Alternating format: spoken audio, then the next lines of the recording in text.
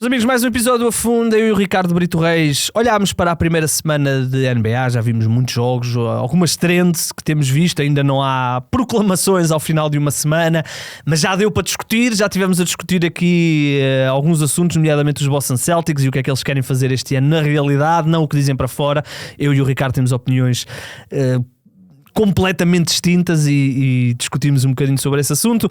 Vamos olhar aí para algumas equipas, alguns jogadores, algumas trends, algumas dúvidas que nos estão a surgir nesta primeira semana e naturalmente alguns casos de sucesso que nos vão encantando nesta primeira liga. Vamos lá então, uma horinha, eu e o Ricardo Brito Reis.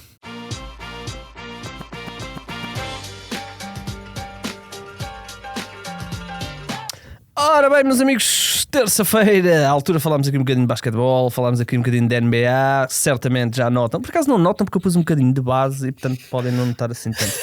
As minhas olheiras, o Ricardo comprou umas lâmpadas novas para casa para não se verem também as olheiras dele e portanto uma semaninha já lá vai e temos aí grandes hot takes, grandes conclusões para ter. Conclusões já quase definitivas, não é, Ricardo?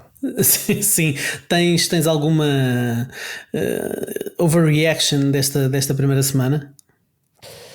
Eu não sou muito de fazer overreactions, mas em termos de fantasy estou a começar a ponderar se não vou dispensar o Jakob Poeltl, que está com um início de temporada absolutamente dramático e com um problema nas costas.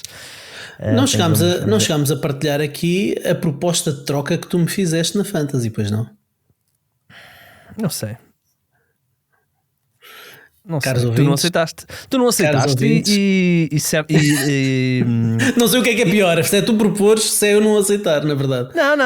Não, sabes que eu já disse isto aqui mais do que uma vez. Eu quando tenho escolha alta, e quando eu digo escolha alta e é primeira ou segunda, e não consigo o Victor Wembanyama, o Jokic é sempre moeda de troca para mim. Sempre. Ah, é? Trocas sempre o Jokic? Troco, já não é a primeira vez, porque obviamente o Jokic. Ainda bem que o front office dos Nuggets não é como tu. Não, mas olha, front office de Dallas, por exemplo. Não, mas estou a brincar. Mas isto porquê? Porque eu não quero aqui fazer grandes revelações, mas eu tenho uma estratégia. Tenho uma estratégia que já uso há alguns anos e que me tem dado alguns frutos. E o Jokic, sendo um jogador tremendo, eu consigo trocar por dois jogadores. Que te dão aquilo que tu queres, que o Jokic não dá. Não, o Jokic dá. O Jokic só não dá blocos. É a única coisa que ele não dá. O Jokic dá-te field goal percentage, dá-te ressaltos, dá-te roubos de bola, dá-te uma série de coisas que tu gostas. Só que eu consigo trocar isso por dois jogadores. Neste caso, troquei pelo Zubac e pelo Dyson Daniels. O Zubac e o Jokic faz mais ressaltos, naturalmente, que o Zubac, mas não é uma diferença abismal, portanto... Ok, sobrevive bem com isso. O Dyson Daniels dá mais roubos e os dois somados acabam por sair em vantagem. Mas isto não quer dizer que eu não adoro o Jokic. E o Jokic é perfeito também para a minha estratégia. Mas consigo, ou seja, utilizo sempre o Jokic para dar um boost ao plantel com mais um jogador. E que faço sempre isso. Se conseguir o Victor... Para trocares 2 por 1, depois tens que dispensar um. Portanto, é um boost, mas acabas por dispensar alguém. Mas dispensas um daquele das franjas, não é? Eu construo o meu plantel sempre de forma a ter dois.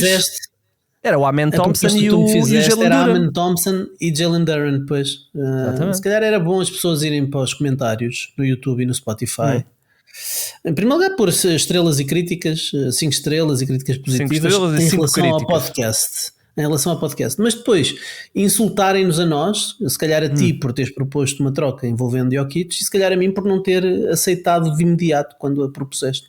É verdade. Ainda andámos ali a negociar outros nomes e tal, mas não chegámos a bom porto. O mais engraçado disto tudo é que o Amen Thompson foi a minha primeira escolha em praticamente todas as fantasies. Também eu escolhi para ir sempre ali na 11ª posição. Exatamente, como eu. E ele está a começar o ano de forma terrível. Portanto, está a lançar demasiado 3 pontos, está. E não é só isso, pá. Este line, agora os Rockets tiraram. Vai ao sítio. Sim, claro. É isso. É por isso que eu te digo que eu não faço overreaction na primeira semana. Nas ligas do Afunda, nós temos muitas pessoas que são rookies, começaram a jogar este ano, e uma das dicas, uma das coisas que eu lhes disse foi: não façam overreactions na primeira semana. É claro que houve logo alguém que dispensou o Zach LaVine e o Tyler Hero, mas pronto, cada um vive conforme as suas ideias. Não, mas sabes o que é que me está... Eu por acaso costumo ser até calmo, mas tive uma overreaction na Fantasy e arrependi-me logo. Qual? Foi, dispensei o Naz Reid ao fim de 3 jogos. Tinha vários postes e só precisava, é uma liga que só existe ter um poste, e eu já tinha o Onyeka Okongwu, que ainda por cima o Porzingis não joga muito e portanto ele vai sempre fazer bons números. Tinha outro poste, já não me lembro, do Draymond Green, que pode jogar a poste também. E tinha ali o Naz Reid, os primeiros 3 jogos foram péssimos e eu acabei por dispensar, e no momento em que o dispensei ele estava a jogar. Primeira parte estava a jogar, não estava a jogar nada, e na segunda parte faz 20 pontos e 12 ressaltos e eu já me arrependi. Não parece que vais. Mas enfim, vamos ver. É um bom jogador, mas não. Em termos de fantasy, atenção, em termos de fantasy, o máximo que ele fez foi ontem, porque foi uma segunda noite num back-to-back, ele fez 27 minutos. Foi ontem que eu dispensei. Ok. Mas eu estava a dizer, em relação ao Amen Thompson, o que me está a preocupar mais até é o facto deste big line-up que eles estão a usar, que ontem já não foi utilizado. O Steven Adams já saiu do banco. Ele não está com muitos ressaltos, e isso é preocupante. Mas pronto, deixaremos fantasies para mais lá para a frente, quando jogarmos um contra o outro. Olha, então vamos falar de realidade. Vamos falar de realidade, não vamos falar de fantasy. Vamos falar de realidade. Não, mas eu não ouvi a tua opinião sobre. Tu jogas póquer? Alguma vez jogaste? Sim. Eu por acaso gosto muito.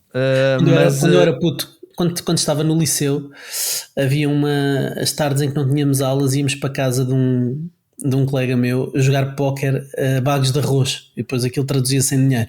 Okay. Traduzia-se em dinheiro depois traduzia-se em dinheiro, sim. E tu eras, qual de vocês era o Chauncey Billups aí da situação? O face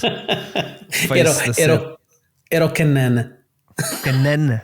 O Canana era a estrela da situação. O Canana era um personagem. Sabes que o Canana era um personagem bastante alternativo, muito fora da caixa, e que gostava de arriscar. E então, na altura, estávamos a aprender a evolução do homem e tínhamos que fazer um trabalho sobre as várias fases da evolução da espécie, e calhou-nos fazer um trabalho sobre o homem de Neandertal, e uma das coisas que tínhamos que fazer era uma réplica do homem de Neandertal em tamanho real, em papel vegetal. Basicamente desenhar e não sei o quê. E o Canana nunca foi a nenhum dos dias em que a gente se juntou para fazer o trabalho, a pesquisa e depois o desenho e não sei o quê. E apareceu no último dia. E no último dia apareceu e decidiu desenhar um falo no homem Neandertal. Um enorme falo pendurado entre as pernas do homem Neandertal, que não deu para disfarçar com pelagem, e portanto já não dava para fazer outro, e tivemos que levar para a escola. E quando chegámos lá, desenrolamos aquilo e apareceu o homem Neandertal, como veio ao mundo, para gáudio de toda a turma. E a reação da professora foi épica. Disse: qual é o problema? O homem Neandertal também tinha, ou não tinha? Grande Canana. Grande Canana. Olha, mas não havia a tua opinião sobre sobre os dois casos. Naturalmente terás a mesma opinião que eu, não é? Que toda a gente tem, de choque com esta situação do Chauncey Billups e certamente isto vai acontecer mais vezes na situação do Terry Rozier e do Damon Jones e não sei o quê, mas qual foi o teu grau de choque quando vistes que o Chauncey Billups andava envolvido com a máfia em jogos de póquer? Sim, claro, é chocante, não é? Não estamos à espera de uma coisa destas. Não tínhamos dúvidas que, até porque temos vários exemplos históricos, a começar pelo Michael Jordan, que os jogadores gostam de competir não apenas em campo, mas também gostam de jogar fora do campo e gostam de jogos de apostas. Nós vemos muitas imagens dos jogadores nas viagens de avião a jogar às cartas uns com os outros, portanto nós sabemos que isto faz parte do dia a dia deles, e não nos custa acreditar que de vez em quando se joga dinheiro e está tudo certo, está tudo bem, quer dizer, está tudo certo, desde que seja uma coisa que não faça mal, uma coisa a brincar no avião entre eles e que metem $50 em cima da mesa, Eu percebo isso.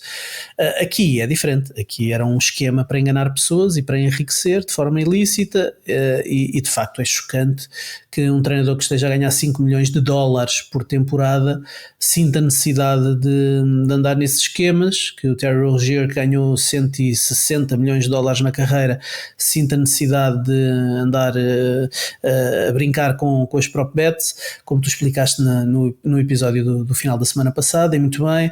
E portanto isto é tudo chocante. Mas se queres que te diga o que é que me choca mais, o que me choca mais é esta espécie de proatividade. Não é bem uma proatividade, a NBA vem dizer que está atenta e que vai tentar fazer alguma coisa para limitar este tipo de casos. Sim, saiu ontem, né? que eles mandaram aí um comunicado e tal para as equipas.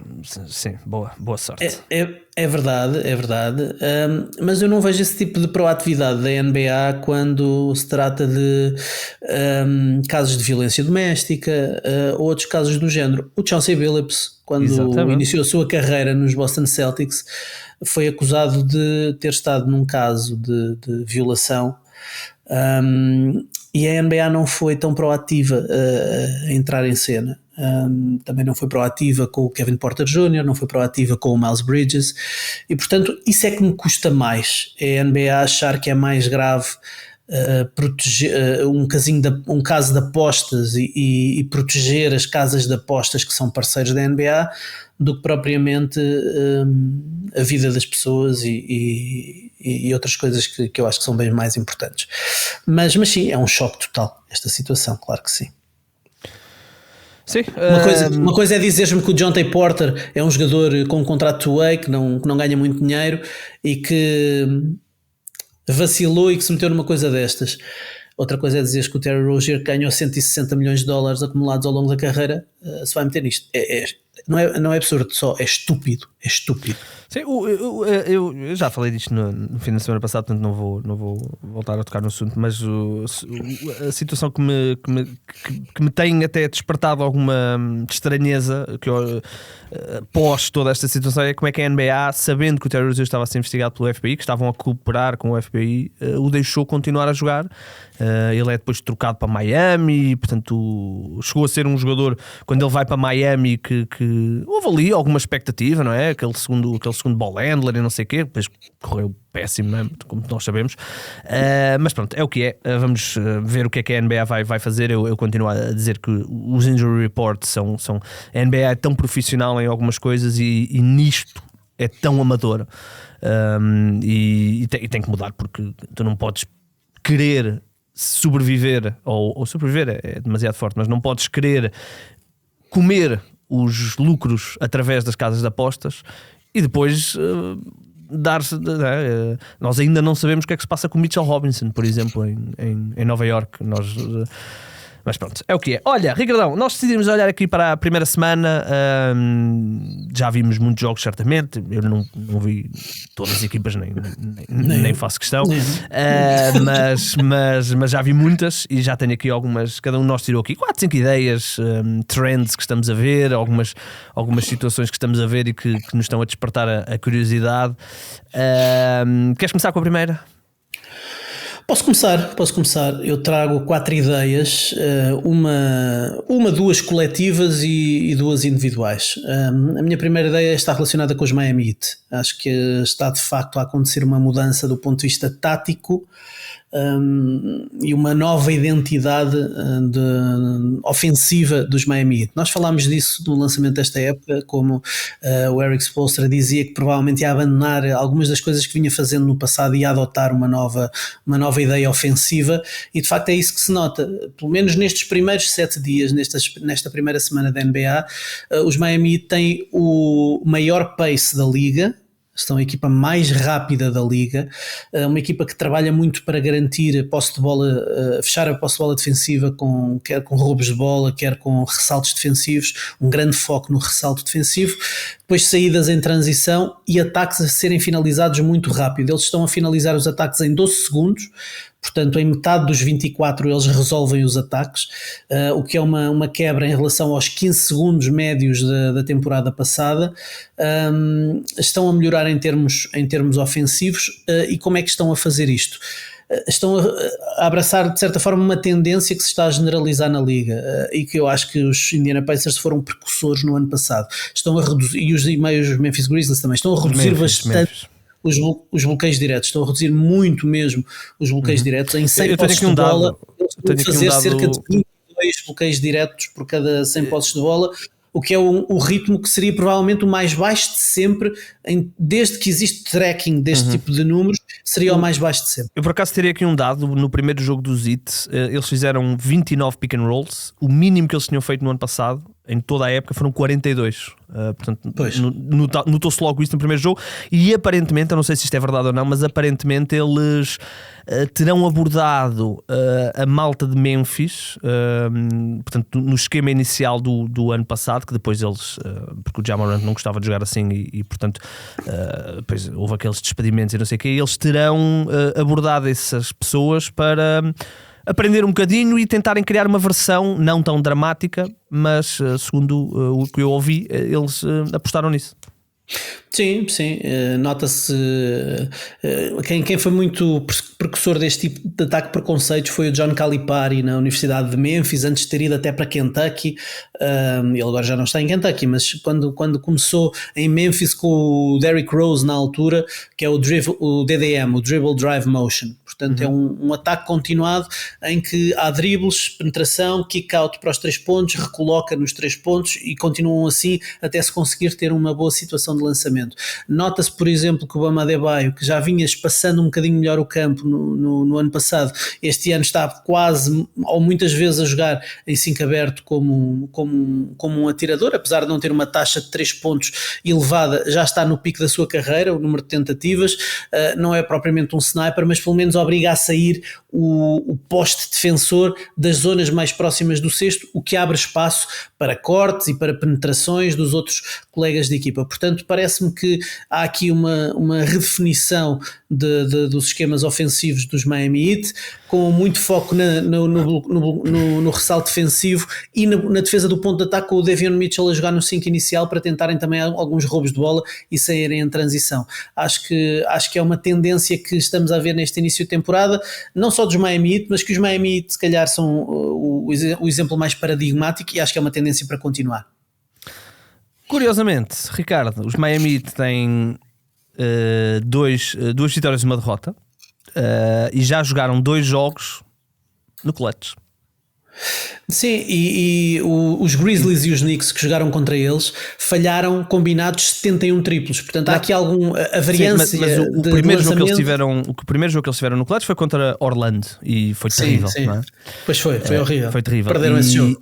E depois ganharam o jogo a seguir. Para já, o net rating deles no clutch, onde eles já jogaram, como eu disse, 2 partidas, ainda que tenham aqui só uma média de 5 minutos, é menos 35, Ricardo. Em 2 jogos. Enfim, aquilo contra Orlando não correu bem, não vi esse jogo. Faz falta ali o Tyler Hero, se calhar, para ajudar no clutch, ainda e para piorar este defensive rating, não é? Eu tenho gostado do Norman Powell, que encaixa bem neste modelo de dribble drive. O Simone Fontecchio, na segunda unidade, também tem estado a mostrar. Já mudaram o 5 inicial? Já mudaram o 5 inicial. E o Jaime Raquez está a sair do banco e está a ser uma peça incrível, a atacar o pintado. Está aqui com uma eficiência brutal. Uma eficiência enorme. Aliás, já fui buscá-lo em 2 fantasies que tenho, só para te dizer. Crack.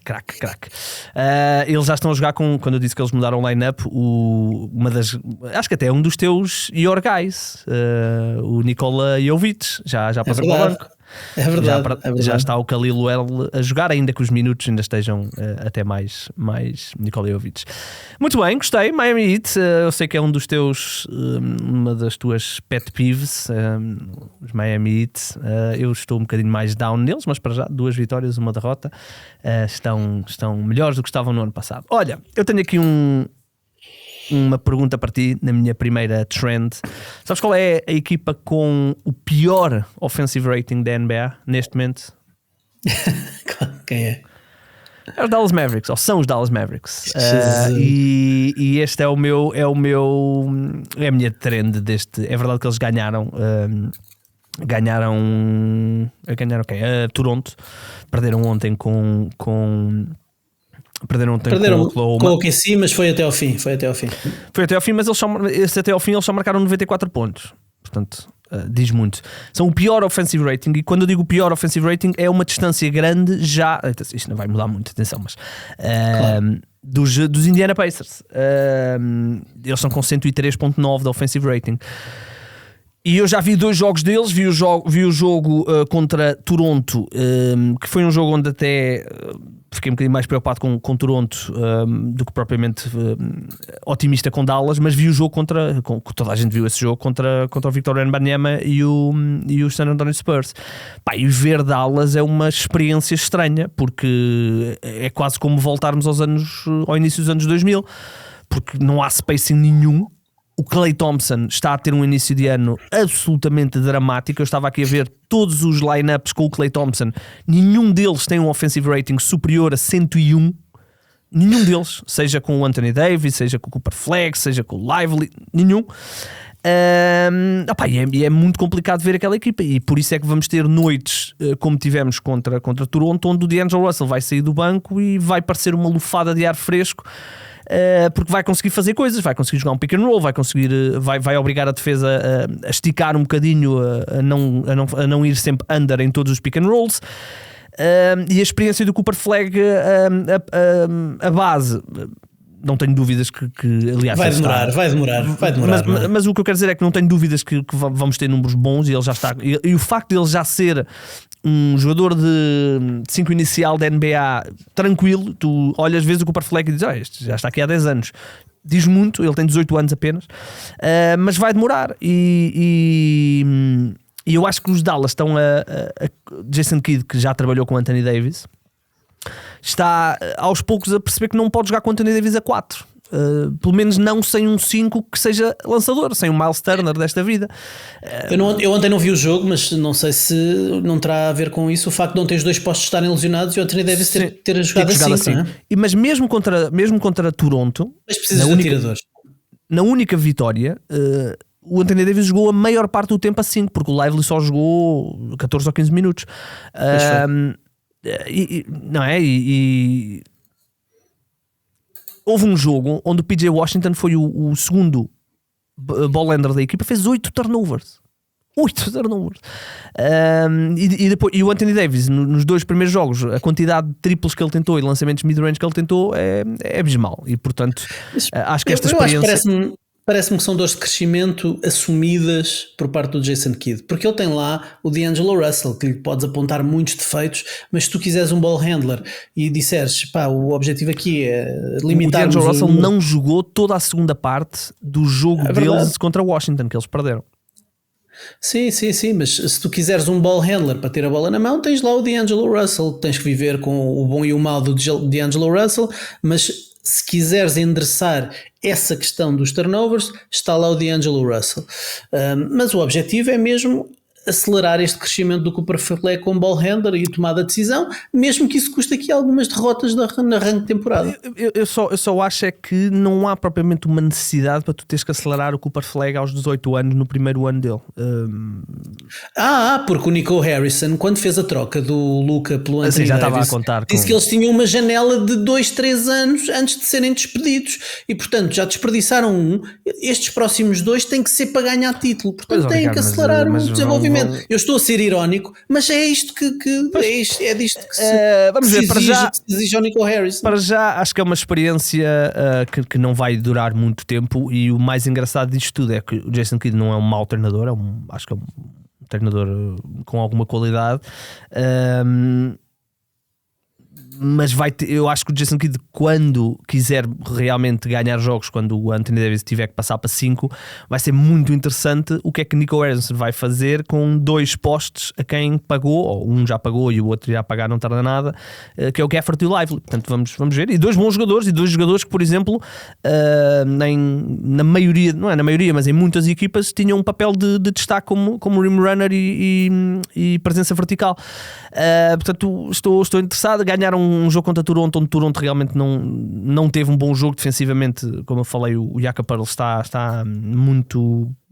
Ele está muito limitado, ele andou a contas com problema nas costas e por exemplo, agora já não jogou a reta final do jogo contra os contra os Spurs por causa disso. Portanto, vamos ver. Mas este é o meu primeiro trend. É muito difícil ver um jogo dos Dallas Mavericks, a não ser que queiras ver Victor Wembanyama, que será certamente uma das nossas trends. É a tua? Tens aí? Não tenho. Não? Então pronto. Não trouxe. Então posso já eu. Trouxe só aqui a trend de lembro-me, nós falámos disto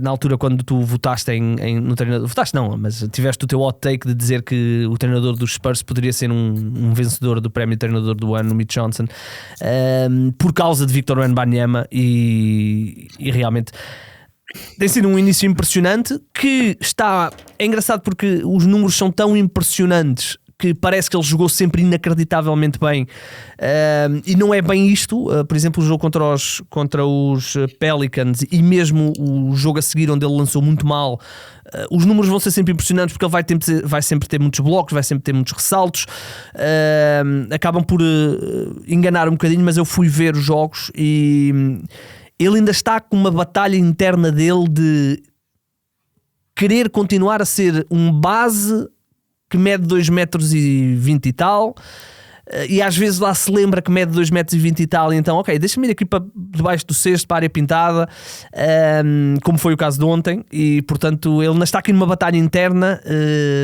mas os números são tão impressionantes, Ricardo, e os Spurs estão a começar tão bem o ano, são uma das equipas que ainda não perdeu, que realmente a tua aposta pode ter algum sentido agora, e na altura também fez sentido para a tua cabeça, claramente, mas agora começo a ver o teu raciocínio a ganhar forma. Vamos ver se a tendência a que estamos a assistir do Wembanyama diminuir o seu volume de 3 pontos e continuar a jogar bully ball e a tentar, do ponto de vista físico, levar a melhor sobre os adversários nas zonas interiores, se mantém. Eu acredito que sim, eu acredito que ele está a perceber que daí tira uma vantagem. Pode não ser tão divertido, como diz o Mitch Johnson num timeout que já ficou viral. É preciso abraçar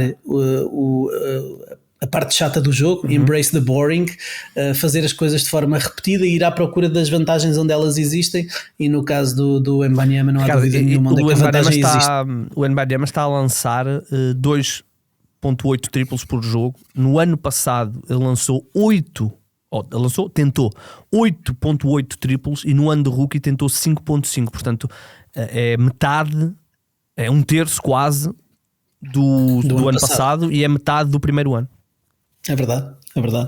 Já se tinha notado essa tendência na pré-temporada, tinha ficado a dúvida se ele ia levar isto para os jogos a sério, e parece que sim. Parece que sim. A equipa parece que está a aprender a jogar com ele também. Eu vi uma situação hilariante no outro dia em que acho que já não me lembro se foi o Dylan Harper, se foi o Stephen Castle, tentam fazer um alley-oop e a bola passou quase por cima da tabela, mas não era o Wembanyama, era o Cornet. Ou seja, habituados a tirar a bola tão lá para cima que o Wembanyama vai buscar, e quando foi o Cornet, tu não estás bem a ver a distância a que a bola passou das mãozinhas do Cornet, e de repente desmanchou-se tudo a rir, e eu percebi, isto são hábitos de atirar a bola para o terceiro andar. Claro. E o Cornet fica no resto do chão, não é? E é engraçado porque lembras-te no ano passado, quando eles vão buscar o Chris Paul, nós imaginámos que esse fosse o cenário. O Chris Paul ia meter a bola em todo o lado, ia ser um Lob City 2.0, e uma vez, e depois quando isso não começou a acontecer, perguntaram ao Chris Paul o que é que estava a passar, e o Chris Paul disse que sim, para fazer lobs o Victor Wembanyama tem que fazer rolls, e o Victor Wembanyama gosta de fazer pops.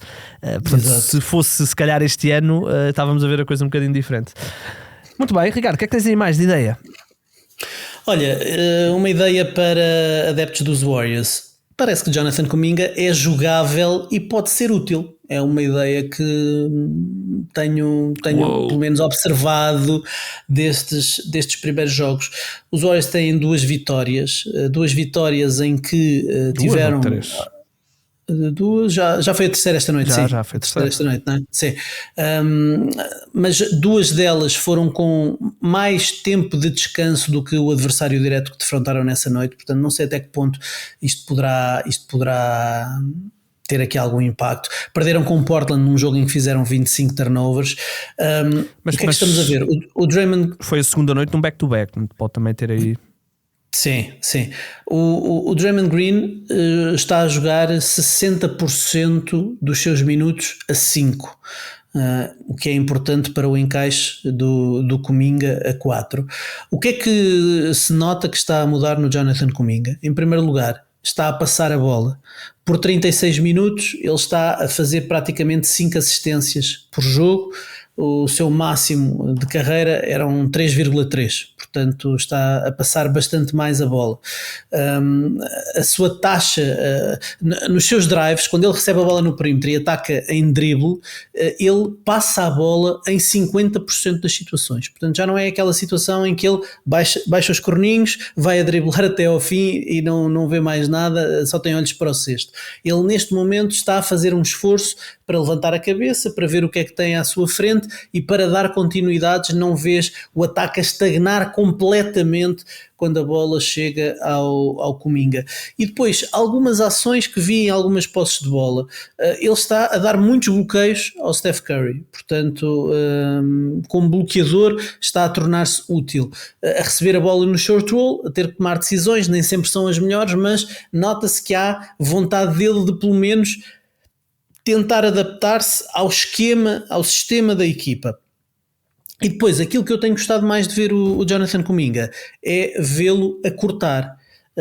Sobretudo quando está do lado fraco, quando ataca o gap ou ataca as costas a partir dos 0 graus, estou a gostar muito de o ver a cortar. Por vezes os Warriors têm aquelas split actions em que metem a bola no jogo interior, normalmente do Draymond Green ou do Jimmy Butler, e depois há um bloqueio do lado dos jogadores do perímetro do lado da bola, entre eles, normalmente um deles é o Steph, que abre para fora e o outro corta para dentro. Ele tem cortado muito bem nessas situações em que é ali quase de forma direta, mas também do lado contrário, quando não há nenhuma linha de passe a sair desse bloqueio, dessa split action no topo, ele do lado contrário consegue fazer bons cortes e está a mostrar-se para a bola. E eu estou a gostar, para além de que os lineups com Kuminga, Draymond Green e Jimmy Butler, 3 não lançadores, estão a sobreviver surpreendentemente bem. Não sei se essa parte da trend é para continuar, mas para já Kuminga jogável e a mostrar que pode ser uma peça importante para estes Golden State Warriors está a surpreender-me pela positiva. Eu ainda só tive a oportunidade de ver o jogo inicial dos... Não, já vi 2, vi depois do jogo com Denver. Uma coisa que o Kuminga me está... Acho que faz uma grande diferença é que traz uma vertente atlética à equipa dos Warriors que mais ninguém traz. E por exemplo contra os Lakers fez uma grande diferença. Os Lakers não conseguiram igualar as suas penetrações para o cesto, seja em atacar close-outs, seja em atacar gaps, e contra Denver também um bocadinho isso, mas concordo contigo, está a ser uma das revelações depois de um verão que certamente não foi totalmente do agrado do Jonathan Kuminga, queria sair e queria mais dinheiro, não sei o quê, acabou por se comprometer, e sabendo ele também que é um comprometimento que escancara uma porta aqui para eventualmente ser trocado ao longo da temporada, mas ele está a aproveitar bem e é importante até para ele, porque por muito que nós estejamos a dar como adquirido que ele vai ser trocado mais dia menos dia, quando puder, em janeiro, não podemos colocar de parte a ideia de que Curry tem 37 anos, Jimmy Butler anda também nessa casa de idades, e portanto nunca sabemos se ele não vai ter aqui uma oportunidade de pegar na tocha a seguir e logo se vê. Olha, eu tenho aqui uma outra trend que eu estou a ver. Isto é um point of contention entre mim e o Ricardo. Quem ouviu durante o verão certamente se apercebeu disto. O Ricardo estava otimista nas temporadas dos Celtics e dos Pacers, e eu estava muito pessimista porque achava que todas as moves que estavam a ser feitas para um tanking de um ano. Para já, o que é que eu estou a ver? No caso dos Pacers, estão a ter um ano a Memphis há 2 anos, ou 2 ou 3 anos, quando o Ja Morant estava suspenso e depois quando regressou lesionou-se, e que tinham aqueles injury reports de 2 páginas. Estão a ter isso, não é? Eles estão com toda a gente lesionada, e claramente estão confortáveis com isso, e perderam todos os jogos, certamente vão ter aqui um ano de muitas derrotas, para fazer aqui um reset para quando o Tyrese Haliburton regressar no ano a seguir. A grande dúvida era aqui os Boston Celtics, porque os Celtics, apesar de realmente não terem Jason Tatum e terem perdido Porzingis, Al Horford, Jrue Holiday, ainda têm Jaylen Brown e Derek White, dois, um é ex-All-NBA, é ex-All-Star, o Derek White é fringe nessas coisas também. Mas o que eu estou a ver é que todas as atitudes que estão a ser tomadas vão no sentido de as vitórias não são assim tão importantes. Por exemplo, do nada tivemos Hugo Gonzalez no 5 inicial no lugar de Sam Hausers, um jogador que não tinha jogado nos 2 primeiros jogos. Do nada tivemos num jogo que estava equilibrado o Jaylen Brown a ir para o banco a 5 minutos do fim e estar ali 2-3 minutos no banco por uma razão que nós não percebemos qual é. Portanto, parece-me que, apesar de o orgulho de Jaylen Brown e de Derek White podem ser um bocadinho feridos, parece-me que os Celtics vão confirmar a minha ideia de que não faz sentido estarem a apressar Jason Tatum, não faz sentido não fazerem aqui um gap here num draft tão positivo. Para já estão com 1 vitória e 3 derrotas. A vitória que eles tiveram foi uma vitória... Quanto é que foi, Ricardo? Foi esta noite em New Orleans. Em New Orleans, uma equipa que para já perdeu todos os jogos. Sem Zion. Exatamente, sem Zion. Ricardo, eu acho que eles vão mesmo por este caminho, porque não faz sentido estarem a apressar só porque sim. Deixa-me dar-te o contraponto para algumas das coisas que tu disseste. Como sabes, vi os jogos todos dos Celtics com particular atenção. Eu no Borracha Laranja nós temos umas salas de chat para subscritores e antes do jogo com os Detroit Pistons, quando saiu o 5 inicial e apareceu o Gonzalez, eu coloquei lá a dizer que provavelmente seria para encaixar no Cade Cunningham, e foi. O Gonzalez foi para encaixar no Cade, aliás, e teve algum impacto. 17 minutos, Ricardo. Mas foi para abrir o jogo, para tentar limitar o Cade de entrada. Aliás, deixa-me só dizer, porque há uma parte do que tu disseste que eu não concordo nada, que é as decisões técnicas serem feitas com base no tanking. Eu não acho que os treinadores façam decisões com base no tanking. Se tu me disseres que os front offices fazem trocas e enfraquecem as equipas para fazerem tanking, tudo certo. Eu percebo. Dizer que treinadores competidores e então o Joe Mazzulla tomar decisões para perder de propósito, acho que não faz sentido. Não faz sentido. Aí sou contra. Sou contra essa ideia. Mas eu vi Jaylen Brown ir para o banco num jogo que estava equilibrado. Mas o Jaylen Brown, no último jogo da pré-temporada, agarrou-se à coxa. Ele tem estado questionável sempre. Ele está com um problema numa coxa. Ele tem estado a gerir a coxa e, inclusivamente, jogou as últimas 2 noites em back-to-back, jogou nos 2 jogos e havia quase a certeza que ele não ia jogar nesta última noite e só jogou porque os Celtics perderam os 3 jogos anteriores e eles queriam ganhar. Claro, e eu vi os Celtics vão ganhar jogos e ele está a começar bem o ano. O meu contraponto para isto o meu contraponto para o que tu disseste é, ok, o Gonzalez foi defender o Cade Cunningham, mas o Gonzalez então não poderia ter defendido o Jaylen Brown ou o Tyrese Maxey nos 2 jogos anteriores? Sim, o Gonzalez é rookie. No primeiro jogo não entrou porque é rookie. Não entrou no segundo sequer. Também não entrou. E no terceiro de repente apareceu no segundo.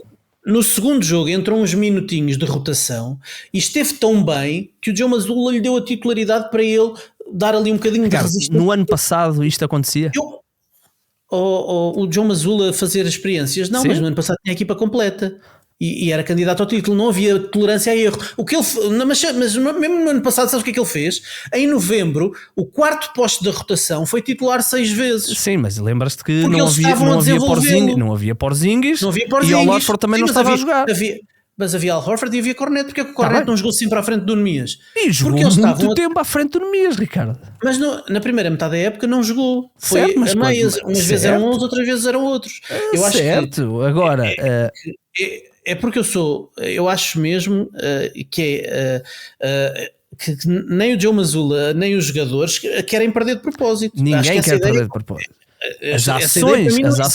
As ações da franquia são ações de quem não está a priorizar vitórias, Ricardo. Porque Ricardo, mas para priorizar vitórias, eles não têm talento, é diferente. É isso. Eles não têm profundidade. É isso, mas não têm profundidade porque optaram por isso. Porque optaram por isso. Uma coisa é dizer que a organização fez trocas e que acreditando que o Jason Tatum não vem, não se importa de perder mais jogos do que ganhar, porque isso pode trazer-lhes uma escolha draft top 10 ou top 5, ou sei lá, qualquer coisa desse género. O que seja. Está tudo certo. Eu acredito que o Brad Stevens secretamente não se importe nada que os Celtics percam. Dizeres-me que as decisões que o Mazzulla está a tomar são nesse sentido, não só não acredito, como sou totalmente contra, não é totalmente contra isso, não é só de princípio. Eu acho que isso nem sequer lhes passa pela cabeça. Eu acho que o Mazzulla está a querer ganhar jogos. Ricardo, eu tenho sérias. Claro que vai querer ganhar jogos. Eu tenho sérias dúvidas. Ainda por cima, tu deste o exemplo do Jaylen Brown, que está com um problema no hamstring e que forçou numa para situação jogar. normal, numa situação, se houvesse Tatum, o Jaylen Brown não teria jogado se calhar 2 destes 4 jogos que eles já jogaram. Mas com este esforço do Jaylen Brown para jogar num back-to-back, no jogo contra Detroit, ele sentou a 5 minutos do fim com o jogo em ponto acima, ponto abaixo. Dizer que nós estamos na fase inicial da época, eles têm 3 derrotas e os 3 jogos que eles perderam foi contra 3 boas equipas. Estamos a falar de Detroit, que não está a começar o ano particularmente inspirador, mas é uma boa equipa. Perderam contra Nova York e perderam contra Filadélfia, que está a começar bem o ano. A minha dúvida é quando começarem a ser os jogos que teoricamente eles têm de ganhar. Essa é a minha dúvida. E para já, aquilo sim, que eles já têm que ganhar. Eles ontem à meia-noite tinham 0-3. Portanto, eles já têm que ganhar. Já está tudo em pânico. Quer dizer, já há pessoas em Boston a pedir o despedimento do Joe Mazzulla. Não sei quem são essas pessoas. Já vi na net pessoas a pedir o despedimento, porque isto não faz sentido nenhum. Agora, o Joe Mazzulla não tem profundidade. Eles perdem o jogo com os Philadelphia 76ers porque os Sixers jogaram melhor os últimos minutos. Eles perdem o jogo com Detroit porque deram 32 pontos de segundas oportunidades, porque eles não conseguem ressaltar defensivamente. Não conseguem. Não têm hábitos disso. E estão a sentir a ausência do Porzingis, do Al Horford, do Tatum, que é um excelente ressaltador. Tudo isso estão a sentir falta e estão-se a ajustar a isso. Ontem tiveram aqui um jogo que foi equilibrado e de repente abriu. E eles não deixaram margem nenhuma de dúvidas que era para ganhar. Eu volto a dizer, eu não vi este jogo. Eu não vi o jogo com os Pelicans, eles ganharam por 30 e tal pontos, portanto deduzo que tenha sido uma tarefa grande. Não, mas foi uma tarefa grande porque no último período o Anthony Simons começou a marcar de todo o lado, porque o jogo esteve sempre relativamente 35-12. Ricardo, eu acho que independentemente das opções de Joe Mazzulla, independentemente do talento, independentemente do esforço, acho muito improvável que esta equipa sequer compita pelos 10. Mas eu não estou a dizer isso. Eu não estou a dizer que a vontade deles vai fazê-los competir. O que eu estou a dizer é que não há intenção de perder dentro do balneário. Não há intenção de perder dentro do balneário. Nem de jogadores, nem de treinadores. Ricardo, não há. Ricardo, se fosse nesse sentido, o Nemias não estava a jogar a ir mas para o banco aos 5. Era o Luka Garza. Não, é isso. Ele está a jogar pouco para os backups que ele tem. Se fosse nesse sentido, o Nemias estava a jogar 30 minutos, porque os suplentes dele é o Luka Garza e é o Chris Boucher, que anda a jogar aos 3 minutos de cada vez. Não, o Boucher está a jogar a 4. O suplente do Nemias é o Luka Garza. O Boucher jogou 3 minutos no último jogo. Jogou 3 minutos no último jogo. O suplente do Nemias é o Luka Garza. É isso. E ontem jogou o Tillman, que não tinha jogado na véspera. O Tillman não joga em back-to-back. Não joga em back-to-backs. Ricardo, mas se fosse no sentido de terem o melhor jogador, Ricardo, se fosse no sentido de eles terem o melhor jogador sempre em campo, o Nemias não andava a jogar 25 minutos. O Nemias não joga 25 minutos porque em 2 jogos fez 6 faltas. Pronto. E isso foi excluído. Está bem, mas calma, num deles foi contra os 76ers e foi já no último período que ele faz a 6ª falta. Até essa altura ele não tinha jogado os minutos suficientes para chegar aos 26 minutos. Mas eles estão a dar minutos ao Garza porque eles acham que o Garza lhes dá conta. Ontem o Garza, viste o jogo que fez o Garza? Não vi, já disse que não vi o jogo ontem. Do Garza, mas diz-me aí os números do Garza ontem. Vou-te dizer os números do Garza. Portanto, tu achas que o Garza em 19 minutos fez 16 pontos? Ele ontem entrou muito bem, verdade, por isso ganhou alguns minutos adicionais. Se calhar também ajuda não ter o Zion e estar a jogar contra o Yves Smith, também pode ter ajudado. Obviamente, o Yves Smith não jogou nada. Aliás, o Nemias na primeira parte, o Yves Smith tem menos 18 na primeira parte contra o Nemias. De repente entrou o DeAndre Jordan e o DeAndre Jordan começou a dominar. O DeAndre Jordan foi foi oficializado ontem à tarde. Ai, meu Deus. Foi oficializado ontem à tarde. Estão a fazer? O DeAndre Jordan foi oficializado ontem à tarde, entrou e quando entrou dominou o Nemias. E quando começou a dominar o Nemias encostou e entrou o Luka Garza, porque é mais físico. Deixa-me só... Eu quero só que as pessoas se recordem que os Pelicans, que perderam todos os jogos e que, como o Ricardo disse, em 2025 tem DeAndre Jordan a jogar, os Pelicans trocaram a pique deles deste ano. Deste draft que aí vem, eles deram-na. Ofereceram aos Atlanta Hawks. Ofereceram aos Atlanta Hawks para conseguirem o Jeremy Fierce. Não, o Derek Queen. Muito bem. Estamos quando aqui quando podiam ter escolhido o Derek Queen na 7ª escolha, onde escolheram o Jeremiah Fierce, não é? É verdade. Muito bem, eu e o Ricardo estamos aqui com um point of contention neste aspecto. O mais engraçado é que o Nemias ainda não chegou aos 50 lançamentos triplo. Eu achava que ele já estaria bem perto. Para já mas está perto. Pelas minhas contas faltam 50. Faltam 50 porque ele ainda não tentou nenhum. O burro. Vai, dá-me lá outro ponto então. Um otimista anda, que eu estou muito pessimista. Então olha, queres um ponto otimista? Quero Vou-te dar otimismo para os campeões, os Oklahoma City Thunder, que não só não ganhar perderam para 40 ninguém, jogos, não é? Sim, mas não tem a ver com o jogo. O meu ponto de otimismo é uma coisa muito específica. É que não só eles não perderam ninguém, como pelos vistos acrescentaram uma peça que já se está a tornar importante na rotação, que é o rapazinho chamado AJ Mitchell, que está a jogar muito tempo, está a jogar muito bem e que resolve alguns dos problemas reais dos Oklahoma City Thunder. Lembro-me perfeitamente nós no ano passado termos sempre como ponto de interrogação dos Thunder não existir um segundo ball handler, de o Jalen Williams ter que evoluir como segundo ball handler para os minutos sem Shai, para libertar um bocadinho o Shai mesmo quando está em campo com o Shai, para o Shai jogar um bocadinho off the ball, e o AJ Mitchell está a fazer isso. Sem Jalen Williams, o AJ Mitchell está a surgir aqui como um segundo ball handler.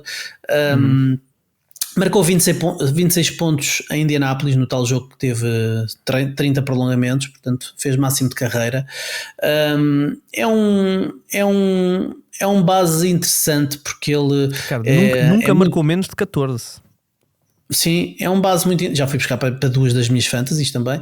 É um base muito interessante porque ele tem umas mudanças de direção bruscas que quebram completamente ali os defensores. É um jogador que joga bloqueio direto e tem um pocket pass em que consegue construir ali alguma ligação com o Isaiah Hartenstein, por exemplo. Gosta de fazer penetrações e usar o corpo, usar o contacto para tirar vantagens, não propriamente com muita velocidade, mas fazendo uma boa gestão das acelerações e desacelerações, usando sempre o corpo para tirar contacto. E parece-me que estão-lhe a dar aqui muita run no início para ele ter minutos nas pernas e para ter aqui alguma capacidade de jogar com o Shai, para eles ganharem uma espécie de terceiro ball handler. Não é ainda o Nikola Topic que está a aparecer, é este AJ Mitchell que está a fazer este papel que se calhar nós achávamos que ia ser do Nikola Jokic. Ontem vi coisas muito interessantes no jogo. Era bom, o Nikola Topic. O Jokic também, não era? Ontem vi coisas muito interessantes em que mesmo no clutch, mesmo quando os Mavericks reduziram ali para 1-2 posses de bola, o Shai estava a deferir e a dar a posse de bola ao AJ Mitchell, e o Shai estava, assim, eles iniciavam o ataque com um Iverson cut, que é um corte que vem de um lado dos 45 graus para o outro lado, e aí o Shai recebia, mas pronto, a defesa já estava em movimento, o seu defensor já estava um bocadinho atrasado, mas sempre a darem a iniciação ao AJ Mitchell. E depois é um jogador que lança muito bem do canto, de 3 pontos.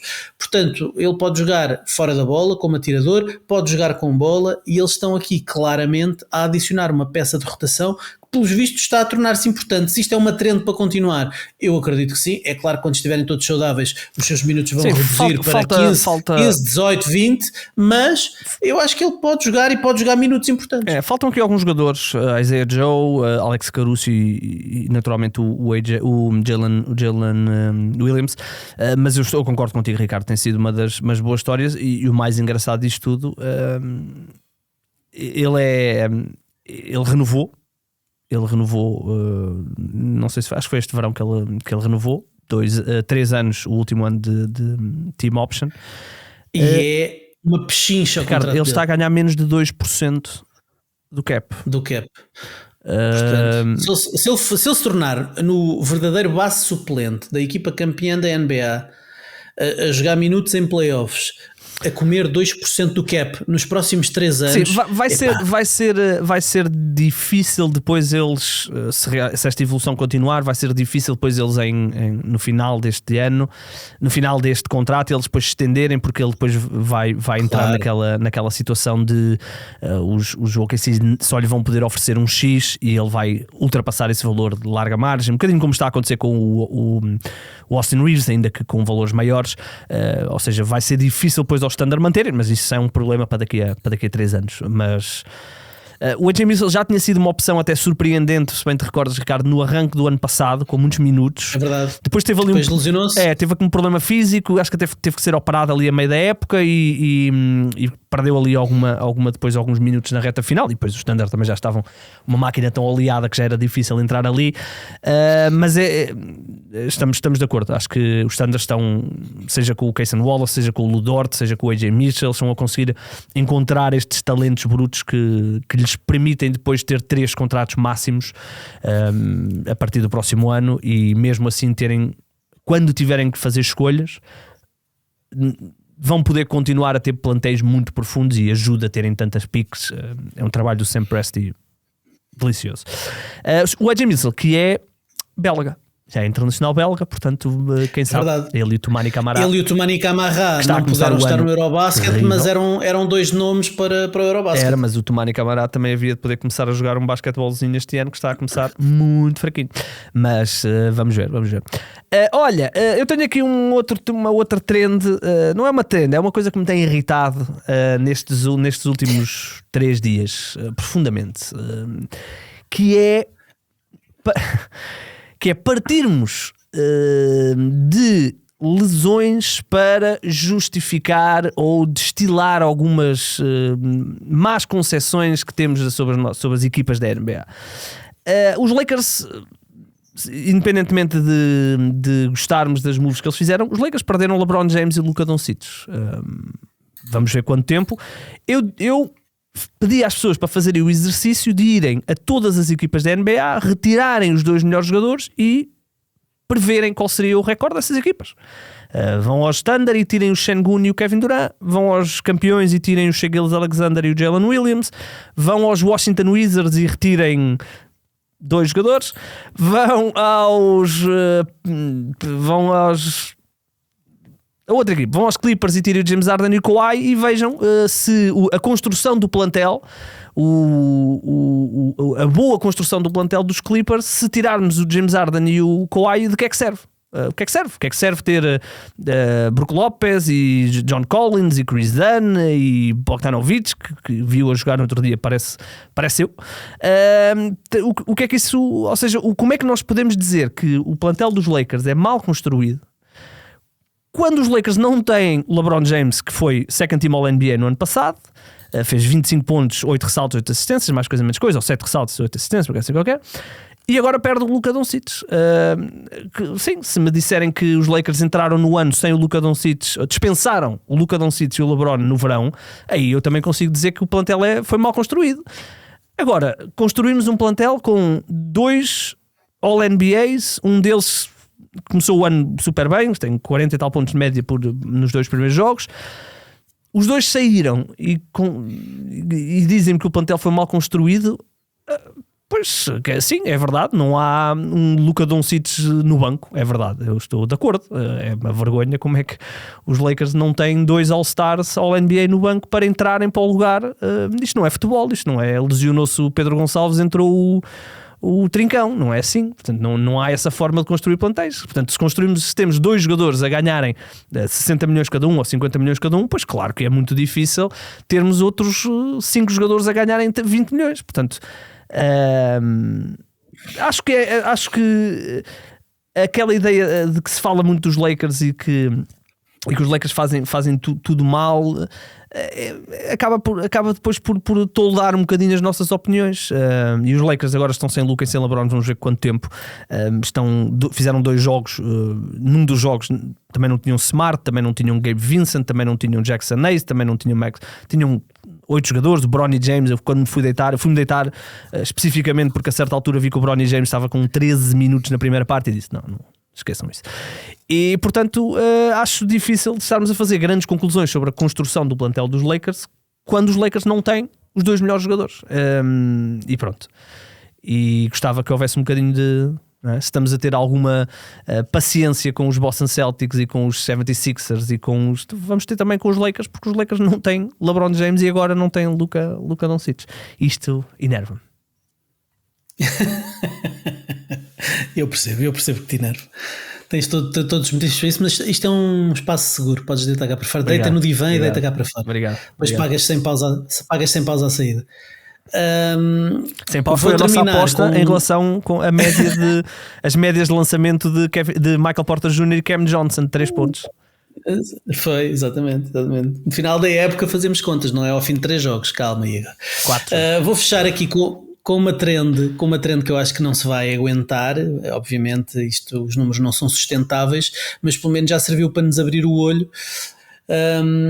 E que tem a ver, de uma forma mais genérica, com o facto desta classe de rookies ser muito, muito interessante. Toda a gente fala do Cooper Flag, mas esta classe de rookies é muito interessante. O VJ Edgecombe está a fazer o barulho que está a fazer logo de entrada, incrível. O nome que eu quero trazer... O jogo com os Celtics foi incrível. Mas o nome que eu quero trazer para aqui... O de ontem também. O nome que eu quero trazer para aqui é um rapazinho chamado Cedric Coward, que é o extremo dos Memphis Grizzlies, que não sabe falhar. Ele lança e não sabe falhar. Ele ainda não vi com os dados atualizados desta noite, mas à entrada do jogo desta noite estava a lançar 70% de campo, tinha 6 em 6 de 3 pontos do topo, marcou 26 pontos em menos de 24 minutos contra os Pacers, com 7 assistências e 0 turnovers e 5 roubos de bola.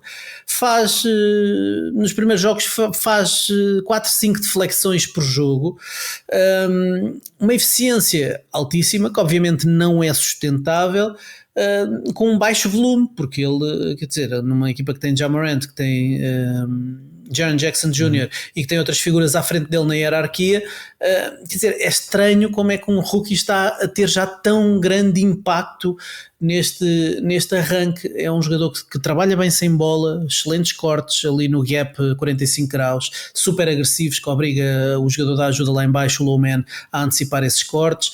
Tem o triplo a castigar as ajudas profundas, o que é ótimo, porque o Já, quando faz aqueles dribles de penetração, a primeira ajuda, que é a ajuda next, aparece muito. Se o Cedric Coward for o gajo que está na primeira linha de passe para receber e atirar ML, como tem sido nestes primeiros jogos, portanto, ele está a encaixar bem nisto que os Grizzlies estão a tentar montar neste início. Um ataque muito rápido, são top 5 em pace, embora não tenham um ataque muito bom, nem uma defesa muito boa ainda se estão a tentar descobrir em termos de identidade. Thomas Izalo está a tentar criar aqui alguma coisa, mas para já o Cedric Coward como rookie, que nem sequer foi escolhido no top 5 nem do draft, portanto não foi uma posição assim tão alta, está a ser já um dos melhores 3 rookies desta classe, que tem talento até dizer chega. E é engraçado porque já é uma trend anual dos Grizzlies, que já no ano passado tiveram exatamente isso com o Jalen Wells, que também veio do nada e atirou com o Marcus Smart para fora da equipa. Portanto, sim, esta equipa ele naturalmente tem algumas lesões, e quando o Ty Jerome e o Scottie Pippen regressarem, vamos ver depois como é que as coisas vão acontecer, mas tem sido uma das bonitas histórias deste arranque da temporada. Aqui o Cedric Coward também já o foste buscar em Fantasy, eu fui buscá-lo numa. Ainda não fui buscá-lo numa. Vamos ver. Muito bem, há aqui uma outra, só para fecharmos, uma outra situaçãozita que ainda estou a tentar compreender melhor, que é, e eu tinha dito isto, já não me lembro, eu lembro-me que foi contigo, mas já não me lembro muito bem qual era o contexto, quando eu dizia que tinha muito pouca confiança ainda no ataque dos Orlando Magic, achava que Desmond Bane não ia resolver os problemas todos. Claro. Eu vi o jogo deles com o Atlanta, foi o único jogo deles que eu vi, e o ataque continua a ser realmente um problema muito grande. Eles têm muitas dificuldades em criar o que quer que seja, a não ser isolamentos em mid-range. O Franz Wagner está a começar muito bem um ano e mesmo assim a equipa está já com 3 derrotas, perdeu com Atlanta, perdeu com Chicago, que está aqui a começar está aqui a ganhar um balão para depois ir para o play-in. Mas foi só eu não só vi um jogo, como disse, portanto tem que ver mais, mas não gostei nada do ataque de Orlando e para já os resultados não são particularmente brilhantes. Estava aqui a tentar muito rapidamente ir ver como é que eles estão de offensive rating ao final destes poucos jogos, 4 jogos, e vou assumir que estão cá para baixo. Onde é que eles estão? Não me digas que nem sequer os metem na lista. 25º, portanto estão a manter o registro do ano passado e não era suposto isto acontecer. Desmond Bane era suposto estar a resolver alguns destes problemas. Jalen Suggs ainda está condicionado, está a jogar ainda poucos minutos, ele não jogou pré-temporada, até foi para mim surpreendente vê-lo logo na Opening Night, mas pronto, fica esta nota. Vamos continuar a observar Orlando, porque foi uma das equipas que mais apostou para tentar aproveitar o gap do Oeste, o espaço que há no Oeste, e para já as coisas não estão a correr particularmente bem. Ricardão, temos mais alguma nota? Não, está tudo dentro. Queria só esqueci-me do meu caderno, não tenho apontado os nossos My Guys. Nenhum de nós tinha o AJ Mitchell, nenhum de nós tinha o Cedric Howard. Eu lembro-me que tu tinhas o Jovic, portanto para já mid. Okay. Eu tinha o Matas Buzelis, que teve um bom primeiro jogo, mas estes últimos já não têm sido tão espetaculares. Já não me lembro quem eram os outros, mas eu depois para a semana trago para fazermos aqui um recap. O Buzelis, que é lituano, sabias, Ricardo? É verdade. Não sabia, não é internacional, engraçado. Mas nasceu em Chicago, menino da casa. Ok. Pois tem, realmente nasceu em Chicago. Muito bem, vamos embora, Ricardão, tu voltarás para a semana, eu provavelmente voltarei na sexta, depois logo se vê. Vamos embora. No que diz respeito... Não, isto é para outro... sabes o que é que me está a deixar muito triste? Eu era para dizer isto no início e esqueci-me. Tu ainda não me deste a tua opinião, nem parabéns, nem críticas sobre o novo podcast do 00, o Canto do Sporting. Nem segues no Twitter. Pois não sigo no Twitter. Vou seguir quando fizeres o canto do Atlético. Eu posso-me oferecer para fazer o canto do Atlético. Oferecer pode. Se quiseres. Aliás, este ano o Atlético vai receber o Benfica na próxima eliminatória da Taça de Portugal. Portanto, vão falar disso, aposto no canto do Benfica. Então pronto, se me quiserem convidar como distinto adepto do Atlético, eu posso ir para lá contar as minhas peripécias quando vou assistir a jogos. Ainda não ouviste, apostas? Não ouviste? Já ouvi 5 minutos. Mas depois percebes que era sobre o Sporting e desligaste. Não. Queria perceber o registro. Queria perceber o teu registro também nesse ambiente mais ligado a um clube em particular. Vocês fazem para os três grandes. E vamos fazer para mais. E tinha a curiosidade de ver quem era o Bancada de Leão, que sigo no Twitter também há bastante tempo, e que tinha curiosidade porque é com ele que estás a fazer. É verdade. Portanto, mas prometo até ao final da época conseguir ver um episódio inteiro de vocês a falar de futebol. Muito bem. Vamos embora. Depois mete o teu like no Twitter, que estamos aqui numa batalha muito interessante entre os três e eu para já estou em primeiro. Portanto, vamos lá. Ok. Estás a angariar. Malta. Aliás, malta que está a ouvir Canto do Sport. Antes de porem estrelas e críticas no Spotify e no YouTube neste podcast, vão ao Twitter seguir o Canto do Sport. Exatamente. E pedir para se criar um canto do Atlético Clube de Portugal. Ricardo, nós estamos aqui com um projeto que ainda é cedo para revelarmos, mas estamos aqui com um projeto. Não digo para o Atlético, porque com todo o respeito estava afastado da ribalta, mas estamos aí com um projeto que poderá corresponder aí a uma série de vontades semelhantes à tua. Portanto, vamos embora, voltaremos na próxima. Tu voltarás na próxima terça-feira. Continuem a seguir a NBA e se conseguirem fundar 3, mandem-nos o vídeo.